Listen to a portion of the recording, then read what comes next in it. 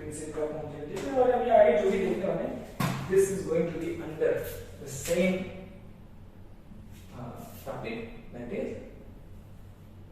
क्या था टॉपिक, क्या टॉपिक क्या है, अरे टॉपिक क्या है, तो सच में भूल गया मैं, homogeneity, principle of homogeneity,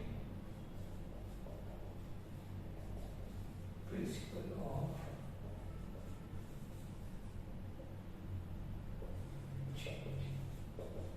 focus देखने के बाद बड़ी समस्या है फोकस।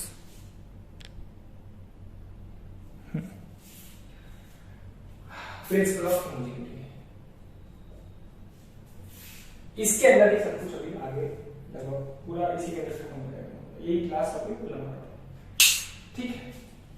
अब जैसे कि प्रिंसिपल ऑफ होमोजेनिटी मतलब कि आपने एक फॉर्मूला पढ़ा होगा बचपन में, v या s is equal to velocity multiplied by time. ये सही है, बिल्कुल सही है, क्योंकि s मतलब कि लेंथ, इसकी यूनिट क्या होती है मीटर, और v मतलब कि इसकी यूनिट होती है मीटर पर सेकंड, और t मतलब सेकंड। ये मीटर पर सेकंड से काटा क्या बचा मीटर, तो राइट साइड में मीटर और लेफ्ट साइड में मीटर, तो ये क्या हो गया यस प्रिंसिपल ऑफ होमोजेनिटी भी फॉलो कर रहा है। F बराबर m में, F यानी कि केजी मीटर पर सेकंड स्क्वायर, ठीक है जी। m यानी कि केजी, a यानी कि मीटर पर सेकंड स्क्वायर, मल्टीप्लाई कर दिया तो देखो left side right side same unit, principle of homogeneity को फॉलो कर रहा है। चलिए कैसे देख सकते हैं, जैसे कि मान लीजिए pressure P is equal to force multiply by area. आप कहेंगे तो गलत लिखा, सोच लिया होगा ना, गलत लिखा। तो प्रेशर P क्या होता है किलोग्राम पर मीटर सेकंड स्क्वायर, फोर्स क्या होता है किलोग्राम मीटर पर सेकंड स्क्वायर, एरिया क्या होता है मीटर स्क्वायर, मल्टीप्लाई करो तो क्या आ जाएगा किलोग्राम मीटर क्यूब पर सेकंड स्क्वायर।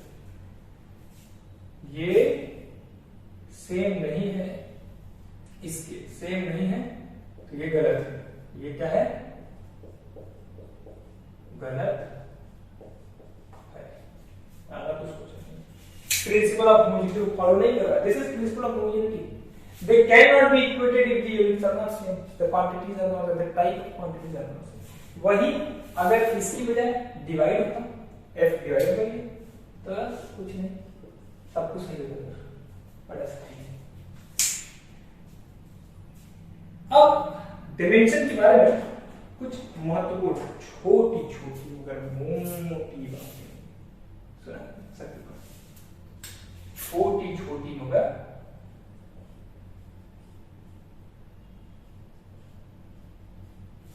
छोटी छोटी मगर मोटी बातें। पहली बात यहां से, अगर पावर में है कोई भी क्वांटिटी, चाहे जो क्वांटिटी हो, वो चाहे देखने में लग रहा हो कि वो देखने में भले लग रहा हो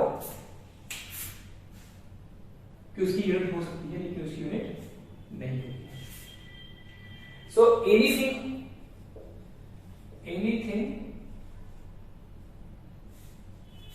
ऑन पावर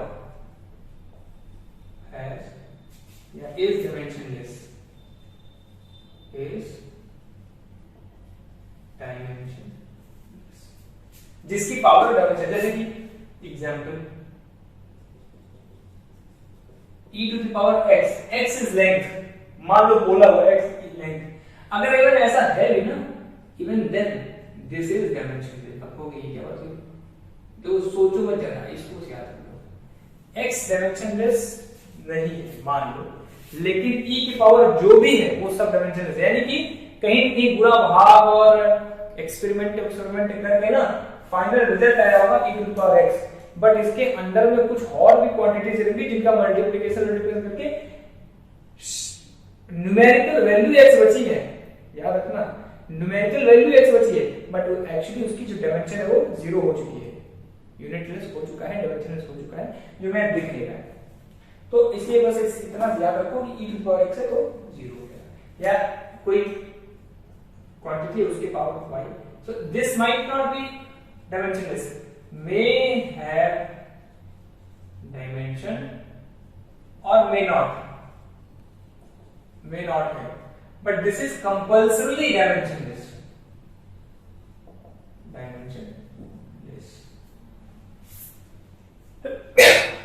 ये हो गया पावर का चार्ज। सेकेंड क्या है,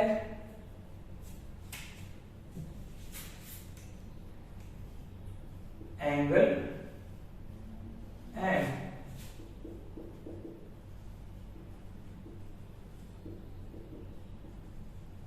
ट्रिग्नोमेट्रिक रेशियोज आर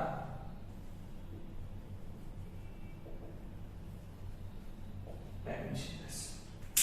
एंगल तो हमने तो एंगल तो देख लिया पहले, है ना, एंगल रेडियन होगा तो स्टेरेडियन होगा। एंगल का तो आपको आइडिया है, ट्रिग्नोमेट्रिक रेशियो मतलब मान लो साइन थीटा है, साइन थीटा का है तो थीटा तो एंगल है आपका, दिस इज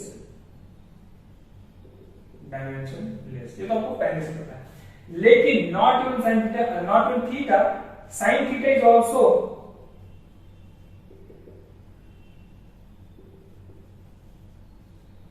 और ये बात सिर्फ साइन थीटा की नहीं पर पूरा, ये आपके कॉस थीटा वैलिड हो, tan theta, yes complete tan theta is dimensionless, cot theta dimensionless, sec theta dimensionless, cosec theta dimensionless. एक बड़े एग्जांपल लेते हैं, वेट इक्वेशन से, यहाँ SHM y equal to a sin omega t plus 5। अब इसमें देखिए एनालिसिस करें केवल डायमेंशन का, ज्यादा कुछ नहीं।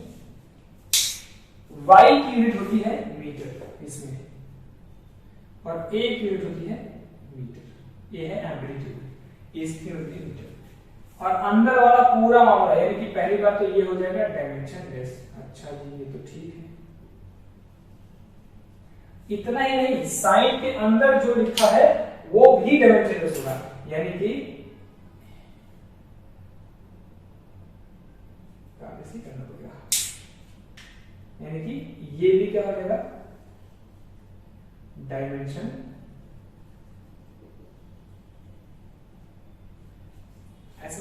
अब इसके अंदर अगर जाए ओमेगा टी को लेते हैं, omega T, omega is not dimensionless, T is not dimensionless, but omega T is dimensionless, और फाई एग्निट इज एन एंगल, तो डायमेंशनलेस होना ही है। तो आप इस एग्जांपल से समझ सकते हैं कि अंदर एक एक क्वांटिटी डायमेंशनलेस नहीं होगी, जरूरी नहीं हो भी सकती, नहीं हो सकती, लेकिन उन सबका मिक्सचर यानी कि सब मल्टीप्लाई करके they will be dimensionless. Finished, ठीक। नेक्स्ट क्या है, थर्ड लास्ट,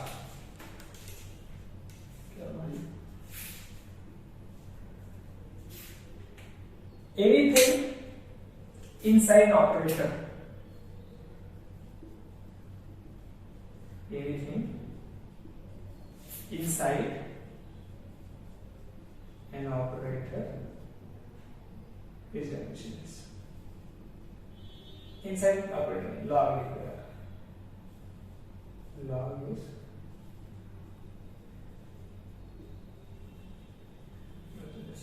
यानी कि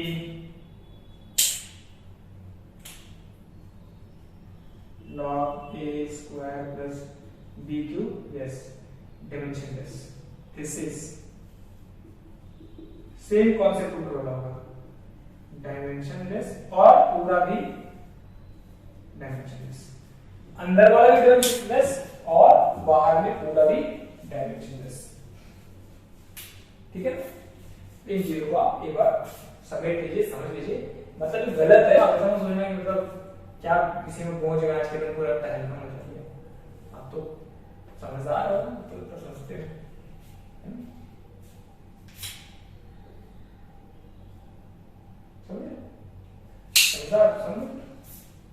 समझदार बच्चा। चलिए अगला है application of principle of homogeneity. इसका शॉर्ट फॉर्म लिखो, इसका शॉर्ट फॉर्म हम यूज करेंगे प्रिंसिपल ऑफ होमोजेनिटी। ठीक है,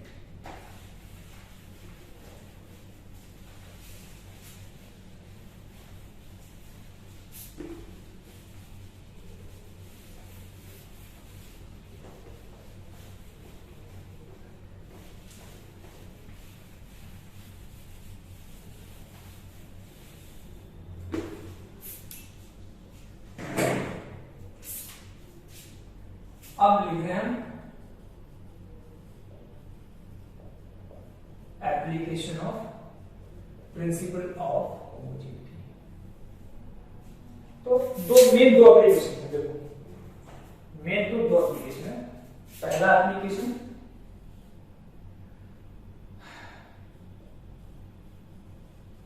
to check if the given relation is valid, and second है to establish a relation between physical quantities based on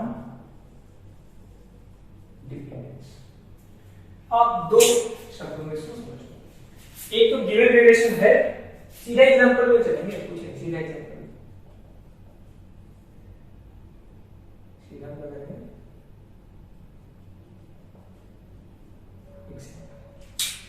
क्या example? पहला एग्जांपल थे, दो तीन नहीं करते हैं काइनेटिक एनर्जी। चलो इजी से देखते हैं, इजी से। इजी में क्या हो सकता है?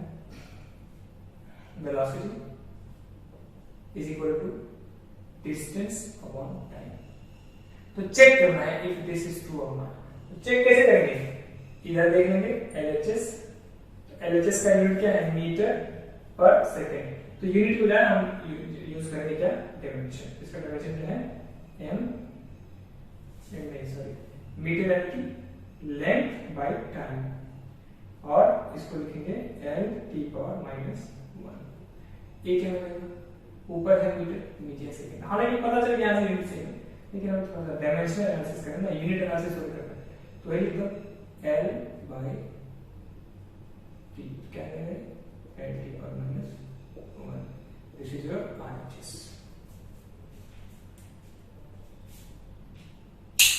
कुछ कहने की जरूरत बची नहीं है, but L T power minus 1, L T power minus 1 valid.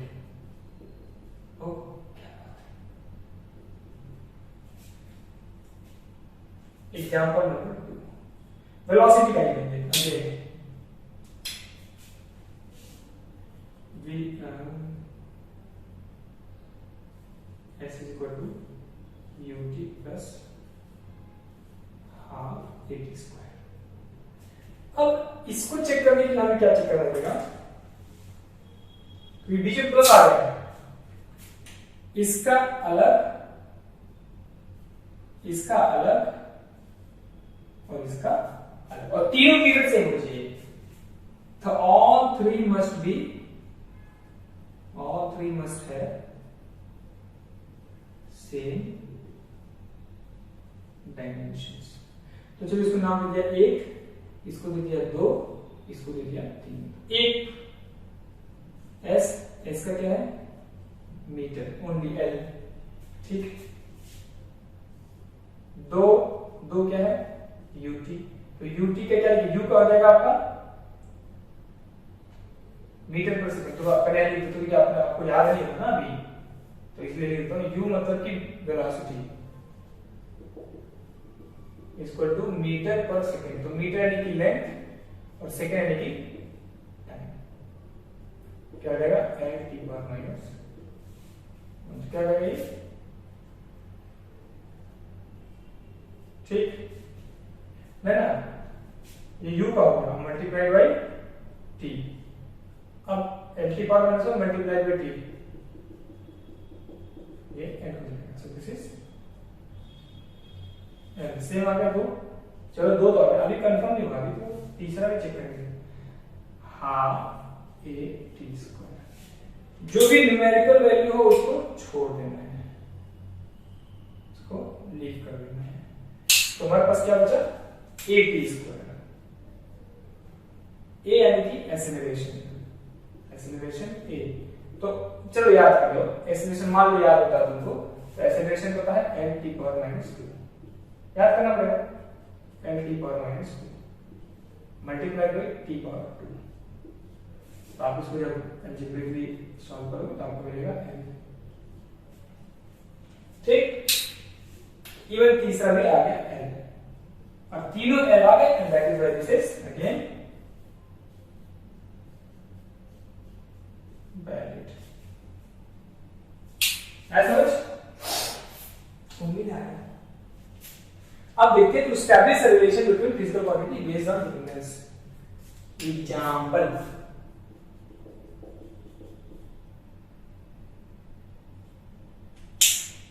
का है एग्जांपल का है, एग्जांपल ये है, it is given that force depends on mass and force depends on acceleration, derive a relation between F, mass and acceleration। ठीक, तो करो relation derive, तो F is proportional to ma हो जाएगा और F is equal to k ma, ये आपका आ गया रिलेशन।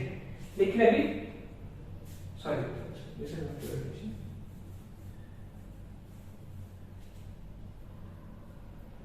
F is देखो प्रोपोर्शनल नहीं बोला, क्वेश्चन में प्रोपोर्शनल नहीं बोला, कभी बोलेगा डिपेंड्स ऑन मास, तो मास पे डिपेंड तो कर रहा है, पर कितने पावर का थोड़ा पता है, तो इसलिए पावर हमें खुद चुनना होगा।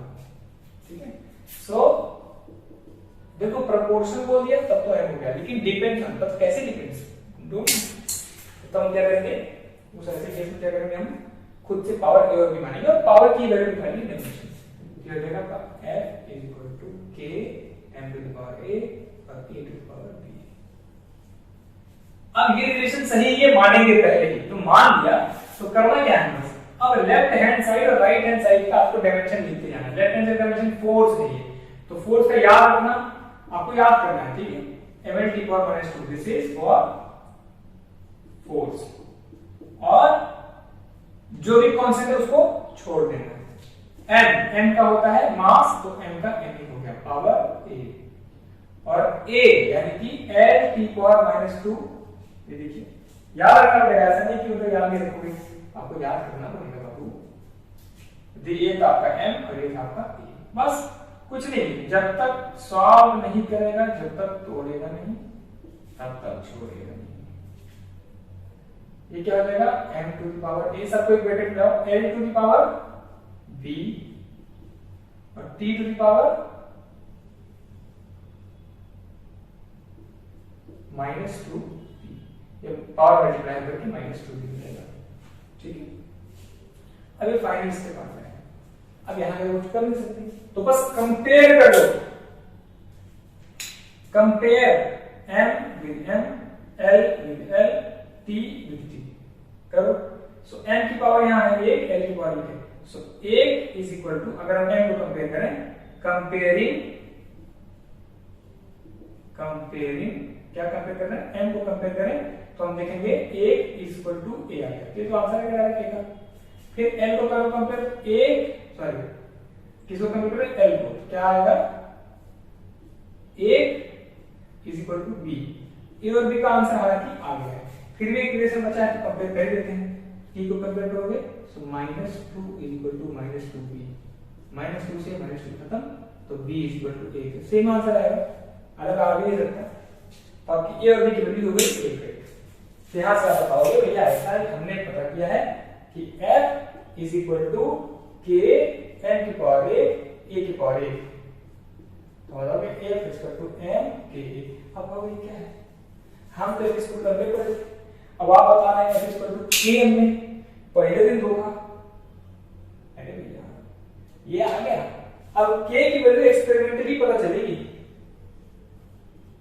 एक्सपेरिमेंटली, और k की वैल्यू हम डायमेंशनल एनालिसिस नहीं निकाल सकते, this is the drawback of या एक लिमिटेशन है ऑफ डायमेंशनल एनालिसिस। ये डायमेंशनल एनालिसिस का क्या है, ड्रॉबैक है यानी कि लिमिटेशन है, प्रॉब्लम है, समझ।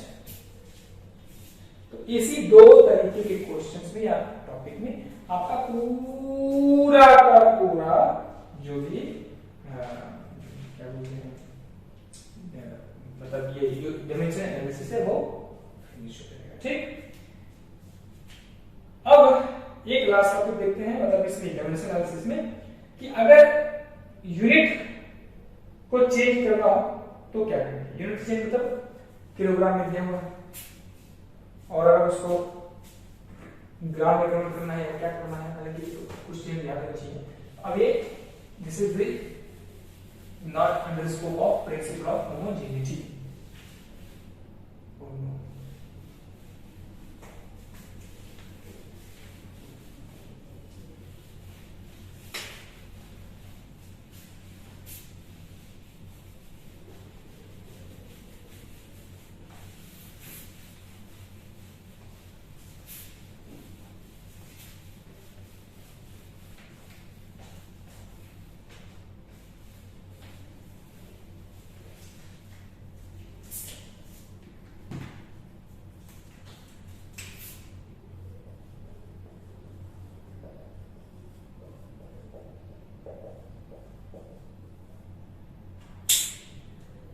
तो कोई फिजिकल क्वांटिटी थी, फिजिकल क्वांटिटी जिसकी एक यूनिट में वैल्यू थी n1 और u1 और इसको कन्वर्ट करना था किसी दूसरी यूनिट में जिसकी यूनिट है u2 बट n2 नहीं पता कि कितना होगा, बस सब बोलते हुए तो लिख दिया।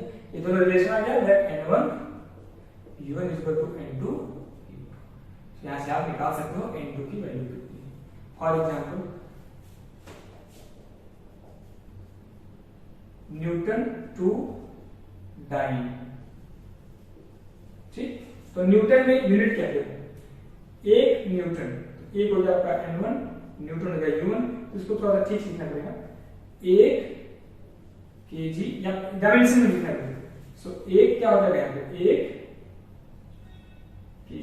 केजी मीटर पर सेकंड स्क्वायर, ठीक, इज इक्वल टू n2 नहीं पता और डाइन पता है, और डाइन के बारे में जान लो क्या होता है सेंटीमीटर, ये सॉरी कि ग्राम सेंटीमीटर पर सेकंड स्क्वायर, तो लिख लो केजी n2 ग्राम सेंटीमीटर पर सेकंड स्क्वायर, लिख लिया। चलो ठीक है, अब हमें यूनिट्स को बस कन्वर्ट करके काट देना है, तो सेकंड स्क्वायर से सेकंड स्क्वायर तो कट गया, क्या हुआ एक केजी को बदल दो ग्राम में, 1 मल्टीप्लाइड बाई 1000 ग्राम में आपको पता होना चाहिए, और 1 मीटर कितना हुआ सेंटीमीटर पर 100 सेंटीमीटर इज इक्वल टू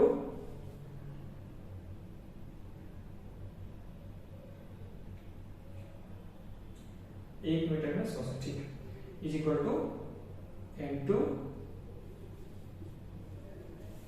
सब ठीक है ना, n at t power minus 2 n at t power minus 2, तो ये आ गया आपका ग्राम से ग्राम, सॉरी ग्राम सेंटीमीटर से ग्राम सेंटीमीटर हो गया। सो n2 आ गया आपका 1 2 3 4 5 10 के पावर 5, यहाँ रख दो, यहाँ रख दो, तो आपको पता चलेगा कि 1 न्यूटन में 10 के पावर 5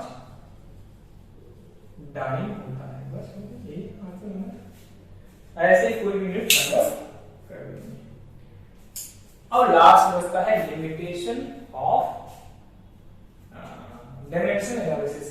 तीन चार लिमिटेशंस हैं जो मैं यहाँ लिखूंगा नहीं, यहाँ पे मैं आपको एक फोटो ऐड कर रहा हूँ अपनी राइटिंग में, और वही फोटो आपको देखनी, ठीक, फोटो ऐड कर देता हूँ मैं, लिख देता हूँ मैं कि लिमिटेशंस ऑफ डायमेंशनल एनालिसिस। तो पहली चीज, it can not calculate constant of proportionality, मतलब जो हमने निकाला था ना F=K/MA, इसमें ये इसको कैलकुलेट नहीं कर सकता, डायमेंशन एक्सिस हम इसको कैलकुलेट नहीं कर सकते। सेकंड क्या है,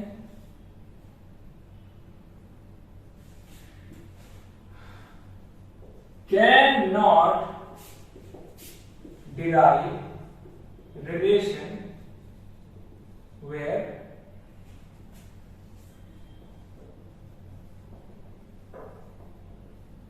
combination of equations are true.